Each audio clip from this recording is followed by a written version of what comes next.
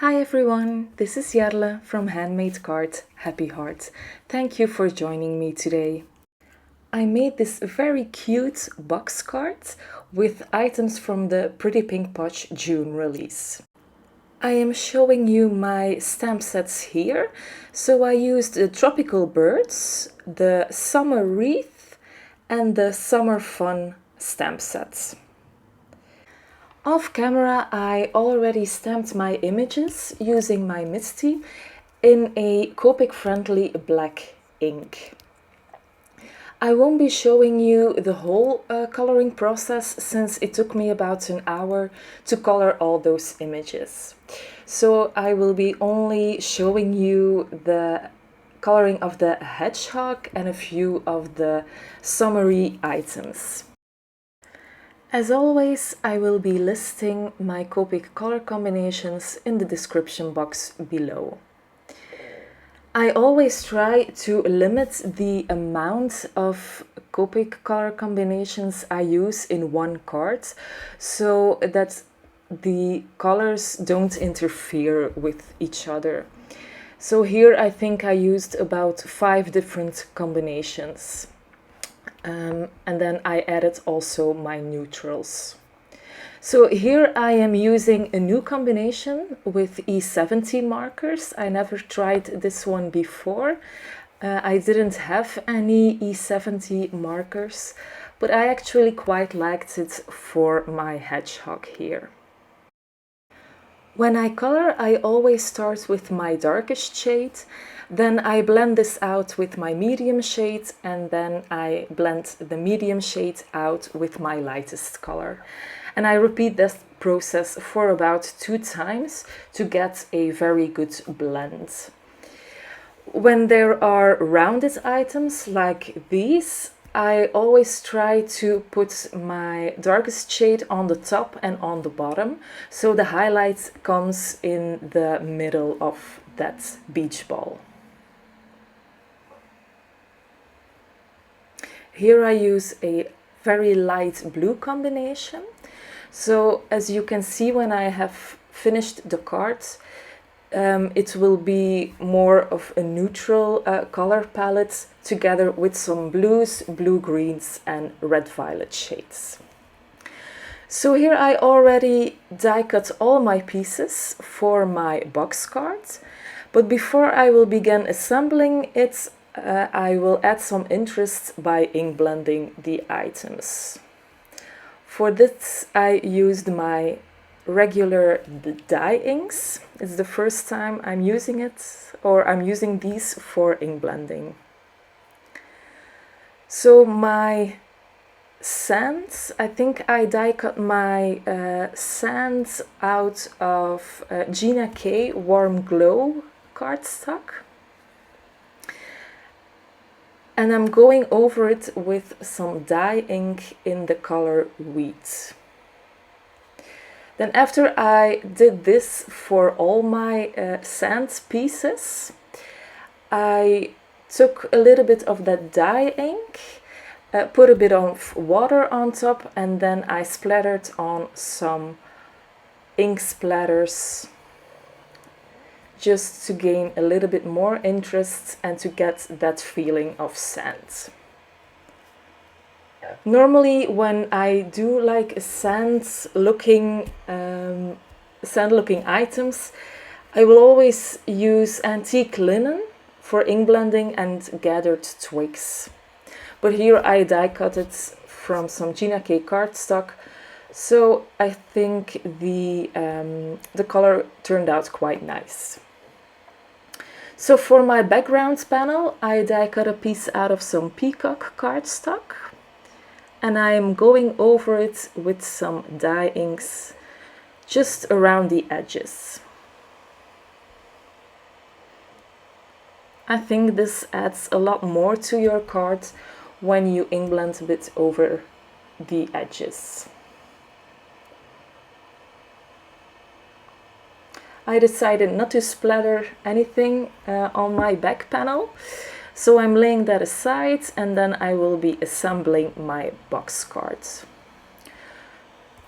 So first I am reinforcing all of my score lines and then putting a piece of strong score tape on top so that the box cards will be held together nicely.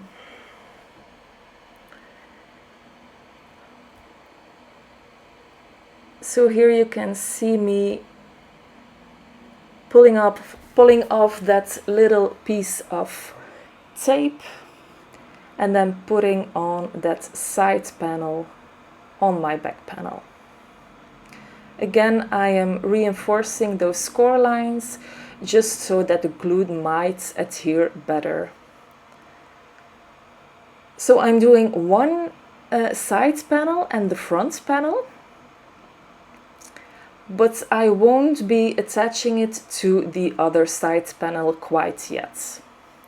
I always find it much easier to wait and to first try and adhere all of my sandbanks. So here you can see those pull tab pieces, and I just try to put them equally around my whole box so they're evenly spaced. I'm just adhering them now on one side, making sure they're all lined up straight. As you can see, I had a little bit of problems there with my second tab.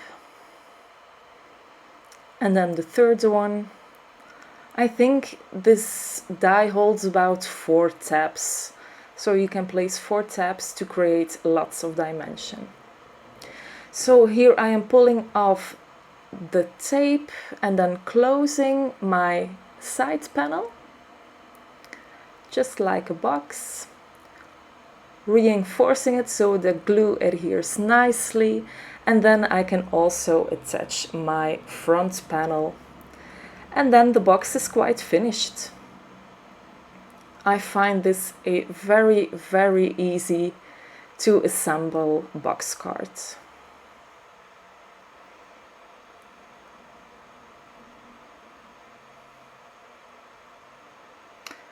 Okay, so now I'm going to adhere this back panel, my sky. I am doing this with some liquid glue since it will give me some time to wiggle.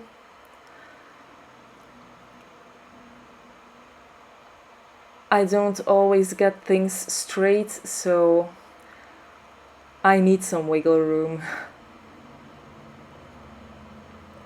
Just like this. Okay, so now for the assembling of the cards. It's not quite easy because of the images. You can't place them to see how it will turn out. So I'm doing it just one face at a time. So first I'm starting out with the back panel, gluing down the sun and the palm tree. Again, using liquid glue to make sure that the placement is just right.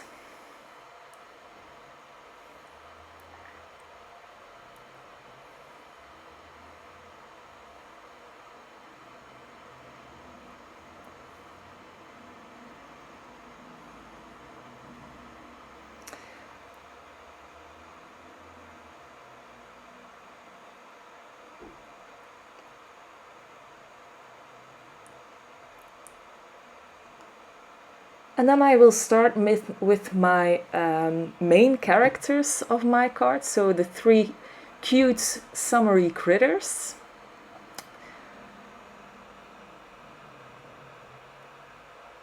Since the hedgehog was the largest image, I decided to put him on the back of the card, because if you place that one in front, you won't see the rest of the scene.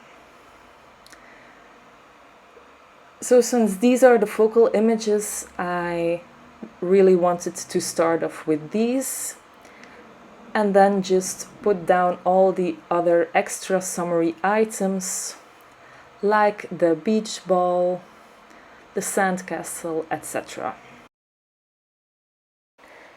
As you can see here, I always try to vary a little bit between putting my images behind and before those little tabs inside. I find that you can create a lot more dimension just by doing this. So you can see my hippo is in front of the sand, but I put the castle just behind that sand.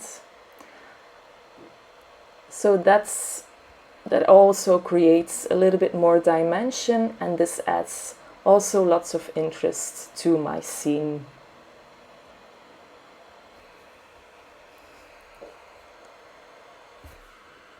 Okay, so now it's time to go for the sentiment. I die cut this sentiment strip out of the same die, and then I took my stamp set, my sentiment stamp, put this on a block, put it down in some Versamark ink, and then stamped it on top of my strip.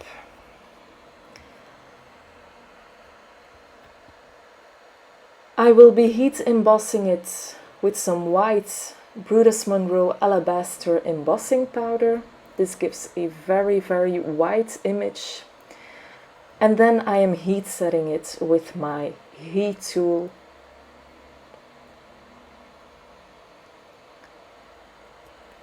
And then I can adhere my sentiment to the front of my box card.